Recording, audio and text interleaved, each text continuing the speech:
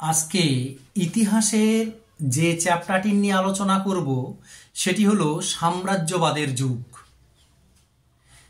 ইতিহাসের মধ্যে এই সাম্রাজ্যবাদের যুগ চ্যাপ্টারটি নিয়ে আজকে আলোচনা করব। তবে এই চ্যাপ্টারটির মধ্যে যেগুলো মোস্ট ইম্পর্টেন্ট, পরীক্ষায় ছাত্রছাত্রীদের পরীক্ষায় আসার মতো, শুধুমাত্র সেইগুলি ধরে ধরে আলোচনা করব। তাহলে আজকে ইতিহাসের যে বিষয়টি বা যে চ্যাপ্টারটি নিয়ে আলোচনা করছি সেটি হলো সাম্রাজ্যবাদের যুগ। যেগুলো মোস্ট ইম্পর্টেন্ট, ছাত্রছাত্রীর পরীক্ষায় আসার মতো, সেগুলো নিয়ে আলোচনা করব। তার আগে এই সাম্রাজ্যবাদের যুগ নিয়ে একটু আলোচনা করি। খ্রিস্টপূর্ব ৬ষ্ঠ শতকে মহাবীর ও বুদ্ধদেব যখন তাদের ধর্মমত প্রচার করছিলেন, তখন সাধারণভাবে কাবুল থেকে গোদাবরী নদীর তীর পর্যন্ত ভারতবর্ষের সুবিস্তৃত অঞ্চল জুড়ে ১৬টি রাজ্যের অস্তিত্ব দেখতে পাওয়া যায়। এই ১৬টি রাজ্যকে বৌদ্ধ সাহিত্যে এই ১৬টি রাজ্যকে একত্রে ষোড়শ মহাজন পদ নামে অভিহিত করা হতো। অর্থাৎ বৌদ্ধ সাহিত্যে এই ১৬টি রাজ্য ষোড়শ মহাজন পদ নামে পরিচিত বা উল্লেখিত ছিল। এই ১৬টি রাজ্য হল অঙ্গ মানে বর্তমান পূর্ব বিহার, মগধ মানে বর্তমান দক্ষিণ বিহার, কাশী ও কৌশল বলতে বর্তমান যেটা অযোধ্যা,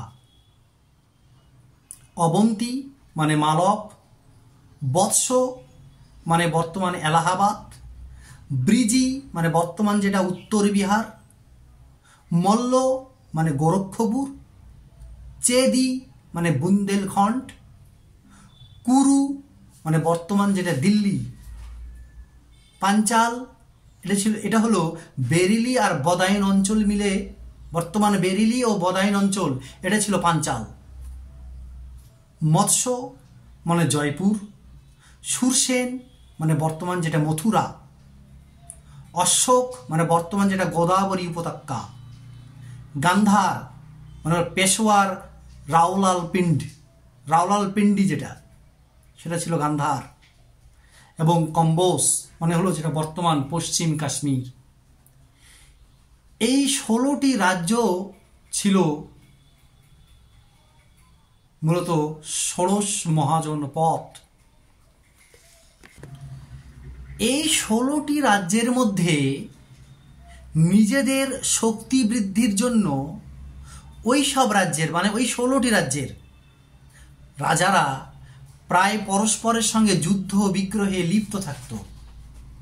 ফলে স্বভাবতই ধীরে ধীরে তাদের মধ্যে গুটিকয় রাজ্য বেশি শক্তিশালী হয়ে ওঠে। ওই ১৬টির মধ্যে এই যুদ্ধ বিগ্রহ করতে করতে গুটি কয়েকটা রাজ্য বেশি শক্তিশালী হয়ে ওঠে। এই রাজ্যগুলি হলো অবন্তী বলতে বর্তমান যেটা মালব, দ্বিতীয়ত বৎস বলতে বর্তমান এলাহাবাদ, তৃতীয়ত কৌশল বলতে বর্তমান অযোধ্যা, এবং চতুর্থত হলো মগধ বলতে দক্ষিণ বিহার। এই 4টি রাজ্য মাথা উঁচু করে দাঁড়িয়ে থাকে। আবার পরিশেষে এই 4টি রাজ্যের মধ্যে ধীরে ধীরে মগধ রাজ্যটি সর্বস্ব আকার ধারণ করে। অর্থাৎ পরিশেষে মগধ রাজ্যটি অপর 3টি রাজ্যকে পরাজিত করে, অপর 3টি বলতে অবন্তী, বৎস এবং কৌশল, এই 3টি রাজ্যকে পরাজিত করে এই মগধ রাজ্যটি চূড়ান্তভাবে নিজ সার্বভৌম প্রাধান্য স্থাপনে সমর্থ হয়। এই মগধ রাজ্যকে কেন্দ্র করেই হর্ষঙ্খ বংশীয় রাজা বিম্বিসার ও তার পুত্র অজাতশত্রু আর্যাবর্তে রাজনৈতিক ঐক্য স্থাপনে এক বলিষ্ঠ নীতি গ্রহণ করেন। অর্থাৎ মগধ রাজ্যের মধ্যেই তখন প্রথম হর্ষঙ্খ বংশের সৃষ্টি হয়। আর এই হর্ষঙ্খ বংশের প্রথম অধিপতি, প্রথম রাজা ছিলেন রাজা বিম্বিসার। বুদ্ধদেবের তিরোভাবের প্রায় ৬০ বছর আগে মাত্র ১৫ বছর বয়সে রাজা বিম্বিসার মগধের সিংহাসনে বসেন। এই রাজা বিম্বিসার মগধের সিংহাসনে বসেই তিনি হর্ষঙ্ক বংশকে দীপ্ত করে তোলেন, আলোকিত করে তোলেন। শুরু হয় মগধে হর্ষঙ্ক বংশের প্রাদুর্ভাব। আর এই রাজা বিম্বিসারের উপাধি ছিল শ্রেণিক। গিরিব্রোস ছিল তার রাজধানী। হর্ষঙ্ক বংশের তিনি প্রথম প্রখ্যাত রাজা ছিলেন। অবশেষে বিম্বিসারের মৃত্যুর পর এই হর্ষঙ্ক বংশের রাজা হর্ষঙ্ক বংশের মগধের রাজা হন বিম্বিসারের পুত্র রাজা অজাতশত্রু। রাজা বিম্বিসারের মৃত্যুর কিছু কারণ আছে, অনেক কারণ আছে আবার, যাই হোক তার অনেকগুলো কাহিনী আছে। তো রাজা বিম্বিসারের মৃত্যুর পর তার পুত্র অজাতশত্রু এই হর্ষঙ্ক বংশের রাজা হন, মগধের রাজা হন। তিনি মগধের সিংহাসনে বসেন। আবার অজাতশত্রুর মৃত্যুর পর যখন অজাতশত্রু মারা যায় তখন এই মগধের সিংহাসনে বসেন রাজা উদয়ী, তার পুত্র রাজা উদয়ী।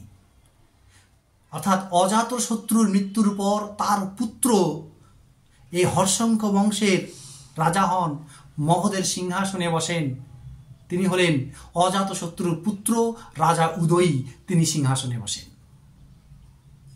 রাজা উদয়ীর মৃত্যুর পর, তবে রাজা উদয়ীর একটা ঘটনা আছে।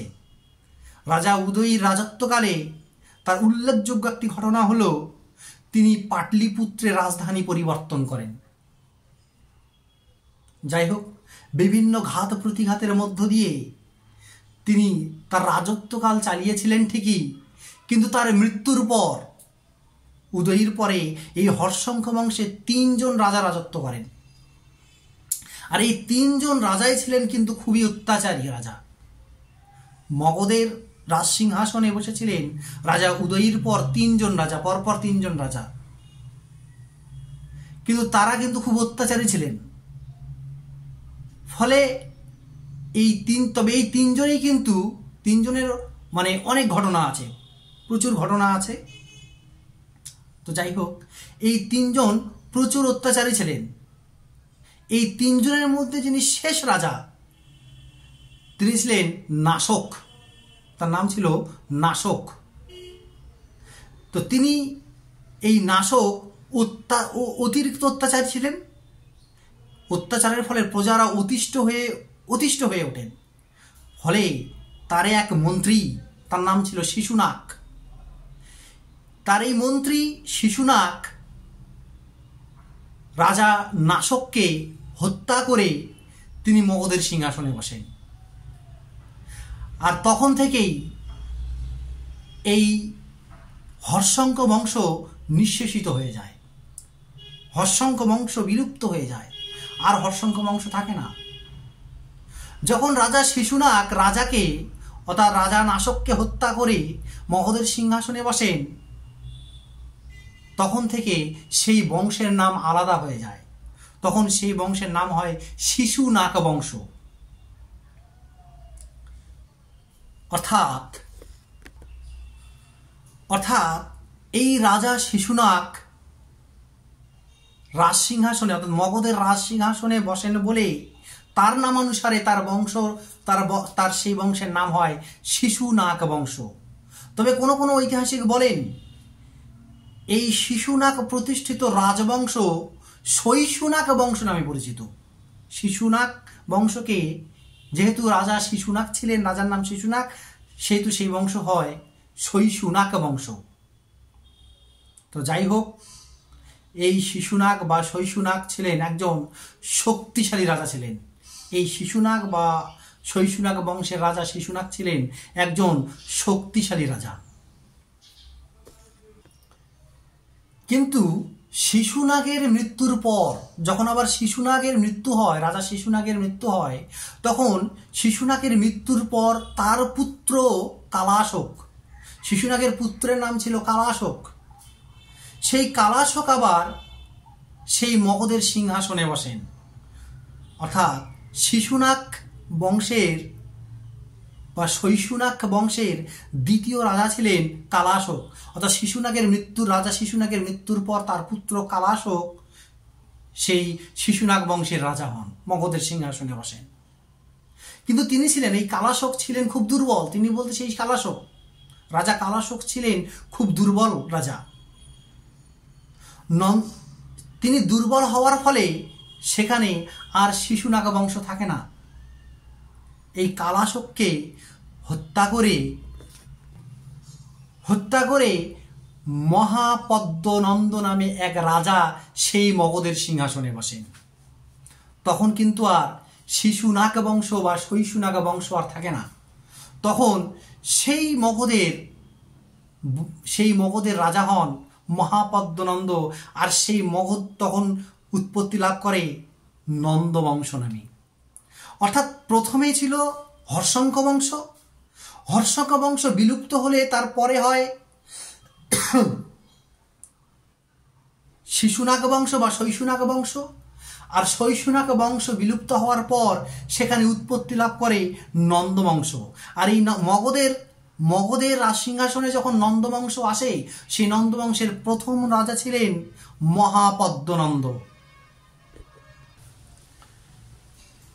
পুরাণ এবং জৈন ও বৌদ্ধ ধর্মগ্রন্থ থেকে জানা যায় যে মহাপদ্মনন্দ ছিলেন শূদ্র বংশজাত। তিনি অসাধারণ বীর ও দক্ষ শাসক ছিলেন। মগধ রাজ্য তার সময় প্রায় সাম্রাজ্যের রূপ পরিগ্রহ করে।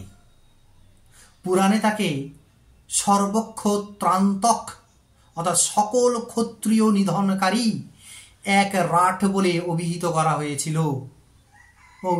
হয়েছে আর কি। কাকে? ওই মহাপদ্মনন্দকে। যাই হোক, মহাপদ্মনন্দের মৃত্যুর পর একে একে সেই নন্দবংশের 10 জন রাজা একে একে সেই মগধের সিংহাসনে বসেন।